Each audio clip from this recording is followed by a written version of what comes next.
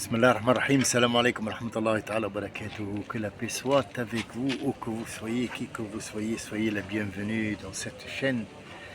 D'abord, je tenais à m'excuser l'autre fois dans le feu de l'action et dans le feu de la narration que j'avais dit que Marie était la fille de Haroun et en fait, je m'en excuse, c'était un lapsus.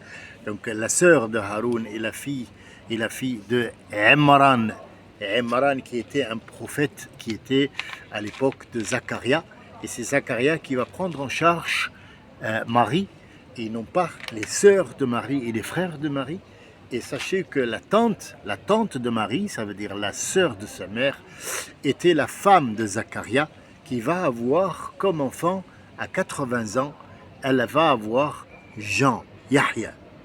Ils font venir à la même période, il y a eu quelques mois entre eux de naissance, mais ils sont venus en même temps pour que l'un prenne le relais jusqu'à ce que l'autre soit prêt. Voilà, donc je tenais à m'excuser d'abord de ce lapsus et puis reprendre un petit peu ma vision de ce monde-là.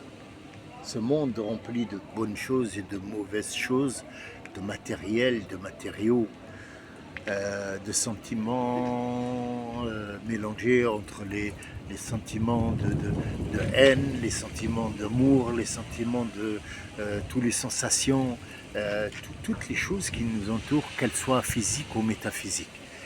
Et ce que je voulais donner comme exemple, comme photo, comme imagination, comme écran, quand je suis en train de raconter quelque chose dont j'ai la conviction totale, je suis en train de la regarder comme si elle était devant moi. Peut-être, je ne pourrais pas mettre les habits qui conviennent à ce siècle-là, je ne pourrais pas mettre le temps qui faisait en ce moment-là, mais au moins j'aurais une image. C'est pour ça que Dieu, quand il a dit Allahu nuru samawati wal ardi, les gens n'ont pas compris, ils ne comprendront pas qu'est-ce que c'est que Dieu est la lumière des cieux et de la terre. Alors ils vont dire mathalu nuri, mathala nurihi, mathalu nurihi. Mathalou, pourquoi aller avec Dhalma ou et pas Mathali? Parce que si c'était Mathali, c'est ça.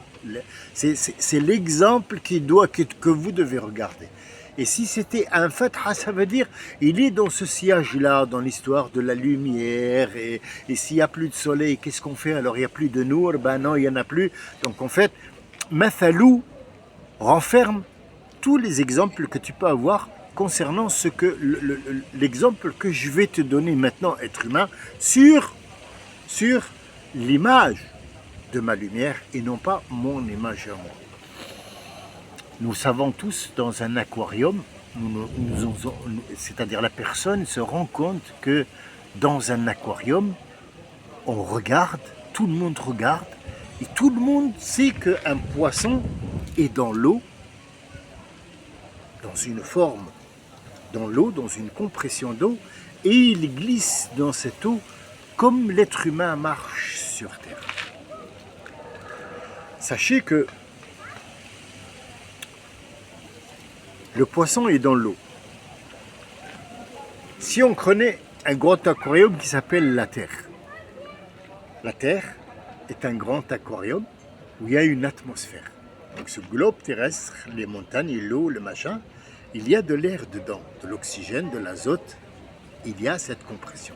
Donc nous sommes comme le poisson dans cette atmosphère-là. C'est pour ça qu'on ne peut pas sortir de cette atmosphère pour aller dans l'espace, parce que cet aquarium du poisson est dans la Terre, l'aquarium du poisson est dans la Terre. Ça veut dire l'eau, cet aquarium-là, où il y a les poissons qui sont dedans et qui glissent dans l'eau et qui ne pourraient pas faire la même chose à l'extérieur, il est dans la Terre. Et la Terre elle-même, c'est un aquarium qui est dans l'espace. Ça veut dire qu'elle est fermée dans un truc, on est dedans, on ne peut pas sortir. Celui qui te dit, moi je vais sortir dans l'espace, tiens, j'ai conçu un gilet et un casque pour sortir dehors. Non, non, non, excuse-moi. L'espace à l'extérieur lui-même est un aquarium qui est dans le deuxième ciel. Et le deuxième ciel lui-même est un aquarium qui est dans le troisième. Et ainsi de suite, j'arrivais jusqu'à Al-Barzakh, qui lui-même est un aquarium dans le savoir d'Allah. Je ne sais pas si cette image vous est parvenue comme je voulais vous la faire parvenir, mais c'est la seule image qui est un petit peu claire. Et sachant que dans l'infiniment grand, il y a l'infiniment petit, nous disons que dans le poisson lui-même, il y a des molécules qui sont eux-mêmes dans un aquarium qui s'appelle le poisson. Et ces molécules-là et ces cellules qui forment le poisson et qui forment l'être humain aussi, il a des cellules, il a des trucs, eux-mêmes, ce sont des aquariums à d'autres atomes qui sont à l'intérieur jusqu'à l'infiniment petit. C'est ce que Dieu veut nous faire comprendre à travers Surat Ar-Rahman, que personne n'a vraiment compris. Les gens croient que Surat Ar-Rahman, il nous dit que les Jinoun et les êtres humains sont créés de terre et l'autre de feu, et voici leur récompense Yawm al-Qiyamah, et voici leur récompense au paradis. Et en fait, il n'y a pas de paradis, il n'y a pas d'enfer dans cette sourate, il y a juste l'explication de ce que vous êtes sur terre et comment vous êtes, comme par exemple le coraux, comme la perle qui se couvre de nacre, vous êtes toujours à l'intérieur. Et c'est une métaphore pour dire que le Coran est comme ce petit boin de grain de sable qui est dans cette perle. Il est déjà à l'extérieur, il a de la valeur, mais quand vous rentrez et que vous trouvez couche sur couche jusqu'à arriver à ce coin ce petit truc de sable, vous verrez que ce n'est pas du sable comme étant du calcaire dans l'huître, dans la coquille de l'huître est faite, mais c'est un autre produit dérivé du sable qui vient d'une roche. Donc ce sable-là a un nom, c'est du quartz, et ce quartz-là ne vient pas de la coquille de calcaire, il vient de la roche. Et la roche elle-même est fabriquée d'un calcaire qui a, à fur et à mesure du temps, a changé. Je vous l'ai expliqué l'autre fois, je vous ai dit que les pierres précieuses, comme était le cas pour la perle, et aussi pour l'émeraude, pour le diamant, pour le truc, ce sont des roches, ce sont des calcaires qui, à un certain moment, sont devenus des pierres rares parce qu'ils ont subi un changement énorme et ils ont accepté ce changement à l'intérieur de la terre. Donc ils ont eu les quantités bien spécifiques à ces choses-là et ils ont fait en sorte de devenir des pierres précieuses. Et Dieu nous dit, vous êtes précieux et vous pouvez devenir aussi précieux comme ces pierres-là. Et donc, en fait, il faut absolument suivre les choses petit à petit. L'autre fois, j'avais fait une remarque à un ami qui m'avait dit que les détails ne comptent pas. Au contraire, tout est dans le détail. Et tant on va dans le détail, et tant on va dans l'infiniment petit avec des chiffres exacts, on découvre des choses qui sont d'une exactitude hallucinante. Ça veut dire que ce monde-là, comme je vous ai dit, on est dans un aquarium. Peut-être que l'un de vous va me poser la question, il va me dire, comment tu dis que nous sommes dans un aquarium? Bon, on marche, on vit, il n'y a pas d'eau. L'eau est une forme, c'est comme l'air dans lequel on vit. Comment on s'en rend compte? Quand on augmente notre vitesse, on sent la rigidité de l'air, la compression de cet air, on le ressent. Quand est-ce qu'on ressent la rigidité aussi de l'air? Quand on monte en altitude. Mais comment on ressent la rigidité de l'eau? Quand on descend en profondeur. C'est toujours le contraire, c'est un miroir, c'est l'effet miroir. Moi, en tant que quelqu'un qui a fait le parachute et quelqu'un qui a fait les chutes libres, et aussi j'ai eu le mérite, alhamdulillah, rabbil alamin, j'ai fait mes plongées, j'ai fait mes preuves à 60 mètres, j'ai découvert qu'il y a une pression énorme en bas, mais la seule différence, c'est que quand on remonte des profondeurs pour regagner notre atmosphère, il faut absolument faire des paliers. Donc tous les 7 mètres, quelque part dans les 7 mètres, 8 mètres, on fait un palier pour changer la pression, reprendre la pression à petit jusqu'à retrouver notre pression normale avec laquelle on peut vivre dans l'extérieur. Mais quand on est en chute libre, il n'y a pas de pression, il y a des couloirs aériens. Toute cette création qui est faite pour nous, des choses qu'on ne voit pas, qu'on ne regarde pas, sont très impressionnantes dans le sens où quand on suit, on dit pourquoi Dieu a fait des couloirs aériens. Ben, tout simplement pour te mettre devant le fait accompli, qu'il y a un Dieu qui est Hakim, savant, qui sait, qui comprend, qui est plus fort que nous, qui peut nous changer à tout moment parce que nous sommes sa création et il nous l'a dit. Mais il y a quelque chose qui m'a attiré dans cette sourate Ar-Rahman aussi. Il lui a dit وَلَقَدْ عَلِمْتُمُ النَّشْأَةَ الْأُولَى وَلَكِنْ لَا تَذَكَّرُونَ. Vous avez su votre première création, mais à partir de cette création-là, qui est la vie, vous ne vous en souvenez pas. En fait, il ne parle pas de vie alternative ou de vie parallèle ou d'un autre vortex où il y a des millions de moi qui existent maintenant et qui font chacun faire un choix et ainsi de suite. Ça existe dans le savoir de Dieu. Mais il nous a créés dans son savoir, avant même de nous créer pratiquement, physiquement, il nous a créés et il a vu chacun de nous quel choix nous avons fait. Mais cette création-là, quand on a été créé dans son savoir, on ne se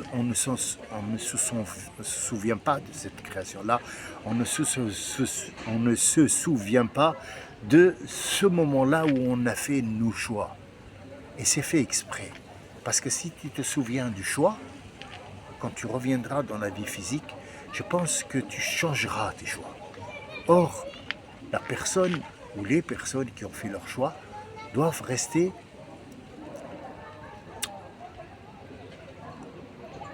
comme étant des gens qui n'ont pas le souvenir d'avoir vécu ça. Mais ils vont devoir faire leurs preuves. Et c'était en fait, aujourd'hui c'est très court, parce qu'il fait chaud et j'ai malheureusement des choses à faire et je ne voulais pas manquer pour aucun cas cette discussion avec vous et vous donner matière à réfléchir, ne serait-ce qu'un petit peu, surtout dans l'histoire de l'aquarium, dans un aquarium, c'est très très fructifiant quand on y pense. Et je vous laisse avec cette pensée-là, sans aller dans un autre, ouvrir une autre porte et aller dans un autre monde, dans cette sourate même qui est Ar-Rahman. Et je voulais m'excuser aussi auprès des gens qui, barakallahu fihim, ils sont plusieurs à m'avoir repris dans la faute que j'ai fait, que j'ai dit que c'était la fille de Amran, de Haroun, et c'était la sœur de Haroun. Je m'en excuse, un lapsus qui est parti comme ça, parce que c'était, comme je vous ai dit, dans le feu de l'action. Je suis très très impliqué, et donc parfois j'ai l'impression d'avoir dit ça, mais tellement j'ai une autre information à divulguer que j'en oublie la présente. J'ai fait beaucoup de progrès depuis. J'ai appris à rester, à ne pas ouvrir énormément de portes parce que j'ai compris que de l'autre côté, il y a des gens qui n'ont jamais ouvert de portes comme ça. Ils n'ont pas peut-être, ils ne peuvent pas supporter comme moi je supporte l'ouverture de ces portes. Alors j'ai fait en sorte d'abaisser la cadence et de rester, disons, dans la facilité, passer l'information. Aujourd'hui, je vous ai passé l'information de l'aquarium et voyez ce que vous en tirez, voyez ce que vous allez en dire. Et si quelqu'un a quelque chose à me dire sur ça, je suis preneur. Je suis très preneur. Je vous souhaite un très très bon dimanche. Je vous souhaite que cette canicule-là soit une fraîcheur pour votre âme et restez à l'abri, buvez de l'eau, tenez-vous au courant de votre avancée et puis ne vous inquiétez pas. Tant que je serai en vie, j'aurai des enregistrements à vous présenter. Je m'excuse, je suis un petit peu je baragouine un petit peu, mais c'est la chaleur et j'ai beaucoup de choses à faire. Et puis il y a aussi, n'oublions pas que nous sommes des êtres humains, il y a beaucoup de problèmes qu'on doit gérer dans la vie qui nous laissent un petit peu hors jeu de temps en temps. Donc vous inquiétez pas, tout va bien, Inch'Allah, il n'y a pas de souci. Je vous ai donné la matière de l'aquarium. Je vous propose d'aller vous insérer dans cette idée-là et regarder un petit peu la logique des choses en lisant Surat al-Rahman. Je vous remercie de votre écoute et je vous dis à bientôt, Inch'Allah. Salam alaikum wa rahmatullahi wa barakatuh.